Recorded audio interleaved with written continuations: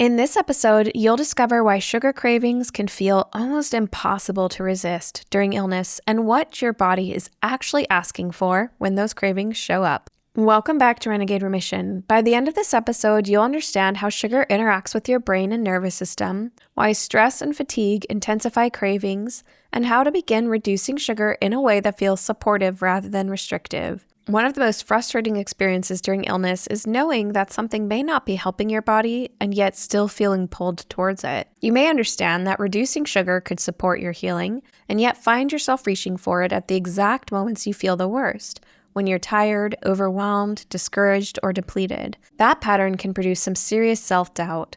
It can feel like you're lacking discipline or doing something wrong or sabotaging your own progress. But that interpretation misses what is actually happening. Cravings are not a failure of willpower. They are a reflection of biology and physiology. They are your body responding to stress, energy demand, and learned patterns in a way that is designed to help you cope in the short term. Sugar activates the brain's reward circuitry, particularly through the release of dopamine.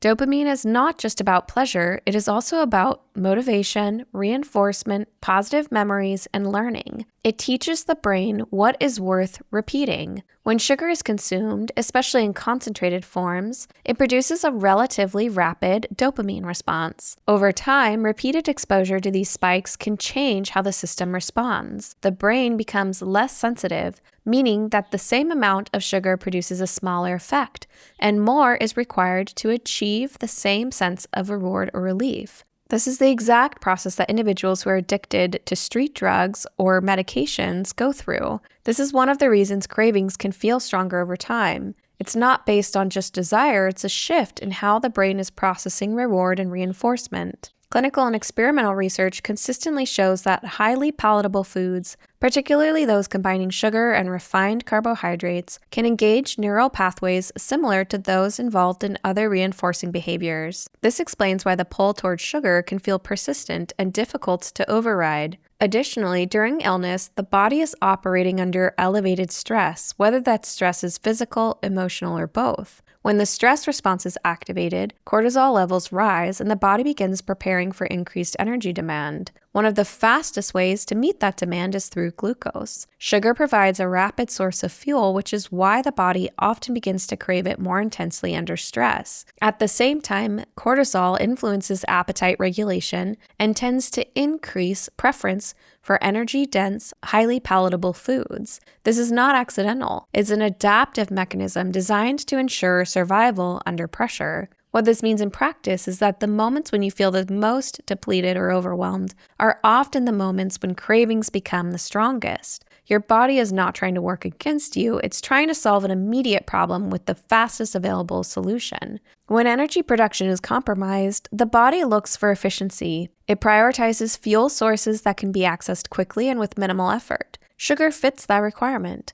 It can be rapidly absorbed and used, which makes it appealing in states of fatigue or low energy availability. However, this creates a cycle. The initial boost in energy is often followed by a sharp decline, which can deepen fatigue and lead to another round of cravings. And over time, this pattern continues to reinforce itself. This is one of the reasons people often report that cravings are strongest when they are already tired or exhausted. It's not coincidence, it's a reflection of how the body is attempting to maintain function under constrained conditions. And fluctuations in blood sugar do not just affect energy. They influence hunger signals, mood, and decision-making. When blood sugar drops after a spike, the body interprets this as a need for more fuel.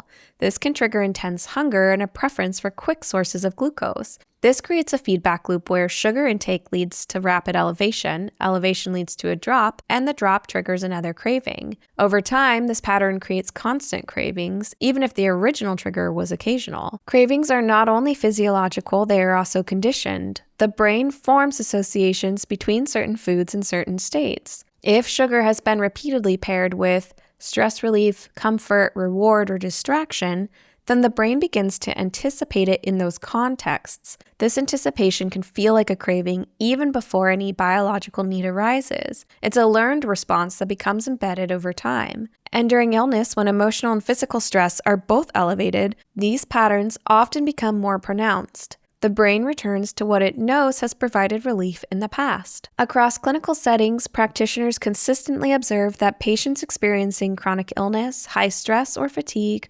often report stronger and more persistent cravings for sugar and refined carbohydrates. We can understand this now as a convergence of physiological signals, stress hormones, energy demand, and reward system changes, all pointing towards the same behavior. When those underlying signals can be addressed, cravings decrease without the need for force or restriction. This is a very different approach than trying to override them through willpower alone. The most effective starting point is to support the systems that are generating the cravings rather than trying to eliminate the behavior directly. One of the most impactful shifts is stabilizing your blood sugar throughout the day. This means building meals that include protein, fat, and fiber, which slow the absorption of glucose and reduce sharp rises and falls that drive the craving cycle. Many people find that simply changing the composition of their meals significantly reduces the intensity of cravings within a relatively short period of time. It is also important to look at the timing of your meals. Long gaps without eating can increase physiological stress and make the body more likely to seek rapid energy. Eating at more consistent intervals can reduce that pressure and create a more stable internal environment. Supporting your nervous system is another key piece. Because cravings often intensify under stress, even small practices that help the body downshift, such as slow intentional breathing, meditation, quiet rest, or reducing overstimulation, can have a measurable effect on how often cravings arise and how strong they feel. You can also begin to shift your environment in other ways that reduce the friction. Keeping highly processed high-sugar foods less accessible and out of your house, and having more supportive options readily available changes the number of decisions you have to make when your energy is low. Willpower is a finite resource. You wake up with a certain amount, and that's all you have for the day. So reduce the opportunities to exercise your willpower and maintain it for the decisions that really matter. This is about creating conditions that make supportive choices easier. It helps to approach this process with patience. As your blood sugar becomes more stable and your body experiences less fluctuation, many people notice that the cravings begin to reduce on their own. This is not something you're going to have to force yourself to do indefinitely. Sugar cravings are a signal that your body is trying to meet a need, whether that need is energy, stability, or relief from stress.